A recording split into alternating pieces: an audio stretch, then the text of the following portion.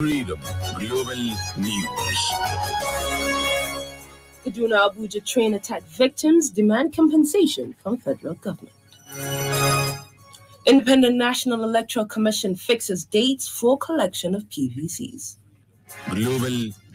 Kano State Governor Abdullahi Ganduje inaugurates 22-member Kano Community Promotion Council. And on the foreign scene, funding for Democratic Republic of Congo disarmament promised after talks.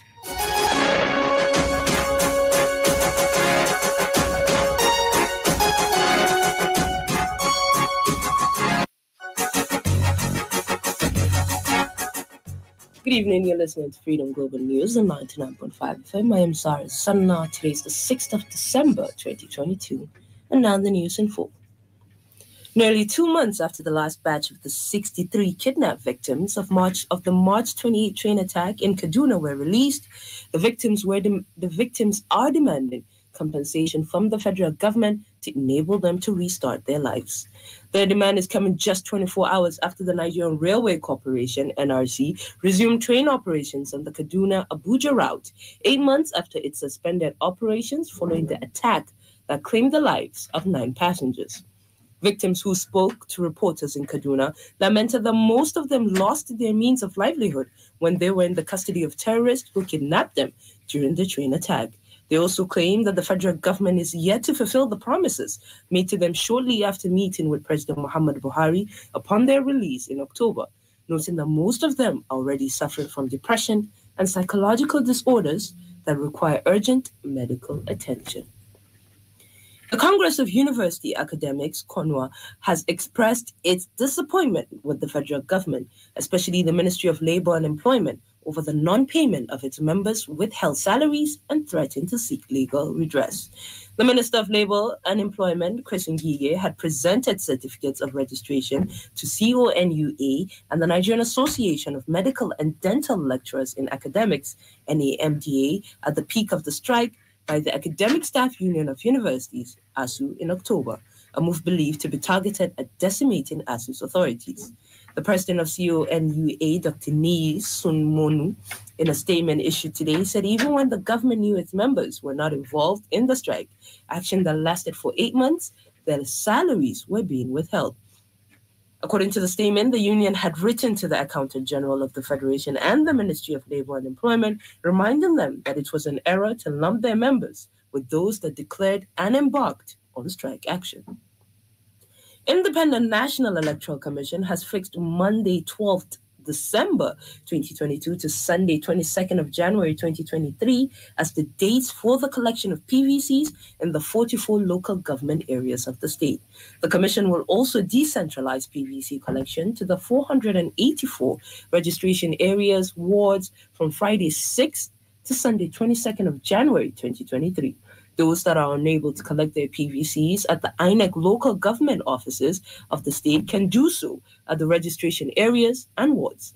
It's pertinent to note that after 15th of January 2023, the exercise will be reverted to the INEC local government offices of the state until the 22nd of January 2023.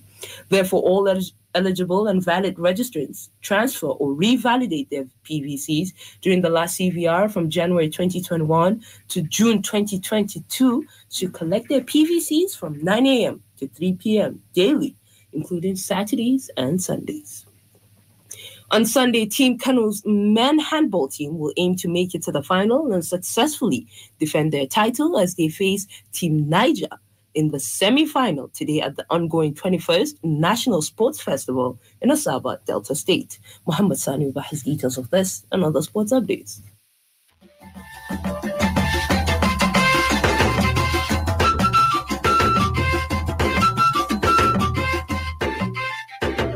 Team Kano narrowly qualified for the semi-finals after they edged Team Sokoto 24-23 in the quarter-finals at the open basketball court inside the Ogwashi Uku Stadium. Also, host Delta will battle it out against Team Lagos to set up a final clash against the winners of Kano versus Niger. Meanwhile, the Minister of Youth and Sport Development, Sunday Dari, has asked the newly inaugurated interim management committee of the Nigeria Professional Football League (NPFL) to help revive the domestic game and to bring it to its past glory. Dare expressed concern over the deteriorating state of the MPFL, which he said was once the pride of the nation. The interim management committee was inaugurated in September, replacing the old league management company LMC. The MPFL has been bedeviled by corruption and lack of sponsorship in recent years. Currently, the MPFL is not on television compared to other African countries like South Africa, Kenya, and Zambia. Similarly, the Flying Eagles of Nigeria will have an extended training camp in Egypt ahead of the 2023 Africa Under-20 Cup of Nations scheduled to hold in Egypt. Ladan Boso side started preparations for the biennial competition at the Federal Capital Territory Abuja last week. The team engaged in 3 friendlies against local side, winning all without conceding a goal. The Flying Eagles squared their place in the competition after winning the Wapubi Championship in May by defeating neighbors Benin Republic 3-1 in the final of the competition. In another update, the World Athletics today named American hurdler Sydney McLaughlin-Lovren the female World Athlete of the Year, beating Nigeria's Toby Amusan and 3 others for the prestigious honor. Amusan, Jamaica's Shirley Anna Fraser Prize, Peru's Kimbali Garcia, and Venezuela's Yuluma Rojas were the other finalists. Moving on to Europe, former Manchester City centre-back Vincent Kompany is on the shortlist to replace Roberto Martinez as Belgium head coach following the disastrous 2022 FIFA World Cup exit. A poll in Belgium saw the legend voted the overwhelming choice of supporters. Another hot favourite to replace the departing Martinez is Harvard Renard, the man who masterminded one of the biggest World Cup shocks in history. Muhammad Sani Uba, Freedom Radio. The Global News is coming to you from Freedom Radio 99.5 FM. You can send your comments, opinions, and watch us live on Freedom Radio Nigeria on Facebook.com. You can get the link to the page on our website, freedomradionig.com, or call us through this number, 0824444163.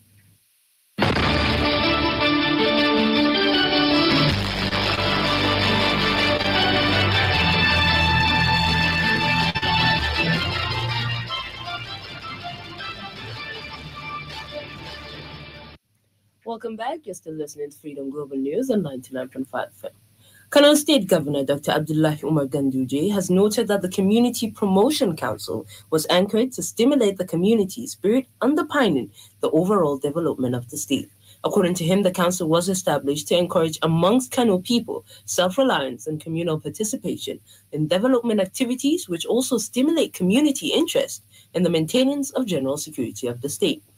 The governor, represented by his deputy and APC gubernatorial candidate, Dr. Nasir Yusuf Gauna, stated this while inaugurating the 22 members of the CPC at the conference room of the Deputy Governor's Office, Government House, Kano. He went on to say that the objective of his administration is to initiate good policies that will promote unity, progress, and sustainable development in the state. Therefore, it was on this premise that members of the CPC were meticulously selected to accomplish the daunting task. In his acceptance speech, chairman of the CPC, Alhaji Hafiz Sani Meidaji, assured that he and other members would work diligently according to the terms of reference of their working schedule. For the prohibition of trafficking in persons, NAPTEB called for stiffer laws and penalties for the defaulters or perpetrators of gender-based violence across the nation. Kano Zonal Command Sexual and Gender-Based Violence Senior Officer, Hajia Rashida Aminu, stated this today when she joined the Walk Together in commemoration of 16 days of gender-based violence held globally. Rashida Aminu added that making laws without implementing it would not solve the rampant cases, hence the need to be strict and stiffer. In her remarks at the Work Gender Technical Officer of the Center for Information Technology and Development, CITAD, Zainab Aminu, says the walk was aimed at calling the attention of the government and creating awareness for the fight against gender-based violence. Yes, we are carrying out a walk to create awareness on gender-based violence, one, and also to draw the attention of the government on the need to domesticate the Violence Against Persons Prohibition Act so that it will enhance our fight against gender-based violence. Gender-based violence is like a harmful act carried out towards a person. The executive director of Saloha Nigeria and NGO, Mustafa Said Kanu, stated that they are agitating for the passage of the law which would protect the right of children and women. come out and highlight the people to understand their rights and to understand the equality for women and girls in the community. Most of our children are facing a lot of challenges in terms of lack of education, rape, and so on. So when we come out on work to address the government, to understand we are citizens, we are good citizens, we have right to advocate for them, we have right to ask government to pass the law, especially Violence Against Persons Prohibition Act.